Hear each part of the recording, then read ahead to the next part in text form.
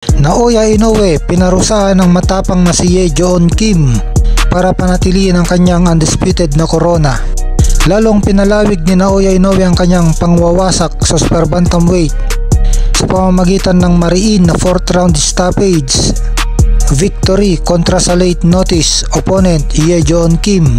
Ang 31-year-old na si Inoue ay nakatakda sanang kaharapin ang IBF and WBO mandatory challenger Sam Goodman, pero napilitang umatras dahil sa injury itong si Sam Goodman, at si Kim ang pumalit na 2 weeks notice lang, kaya matapang din talaga itong si Kim.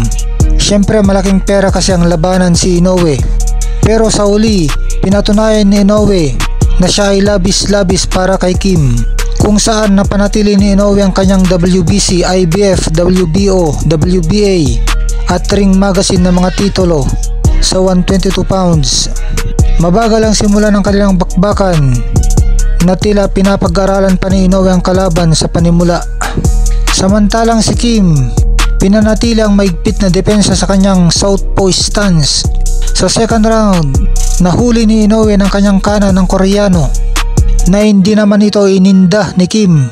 Ginamit din ni Kim ang kanyang footwork para iwasan ang mga ilang atake ni Inoue.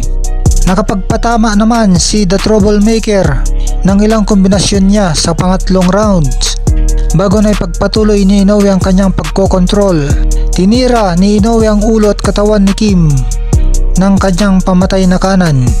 Sa 4th round, tinuloy ni Inoue ang pagpe-pressure na tila naamoy na niya ang katapusan ng kanyang kalaban. Pinulbos ni Inoue si Kim ng kanyang kanan para selyuhan ang laban, kung saan bumagsak na si Kim sa canvas at hindi na kayang ipagpatuloy pang laban. Sa interview, sinabi ni Inoue na masaya siya dahil marami ang nanood sa kanyang laban. Naramdaman daw niya ang pagmamahal sa kanya ng mga fans. Nagpasalamat din si Inoue kay Kim sa paglaban sa kanya. Nagkulang daw ang oras niya para pag-aralan ng kalaban, kaya sa mismong laban na lang niya pinag-aralan ng kanyang kalaban. Naniniwala si Inoue na ang taong 2025 ay malaking taon para sa kanya ito. Pagkatapos naman ay giniit ng kanyang promoter, top rank boss Bob Arum, na sa Las Vegas sa Amerika. Doon naman magpapakitang gilas si Inoue ngayong tagsibol.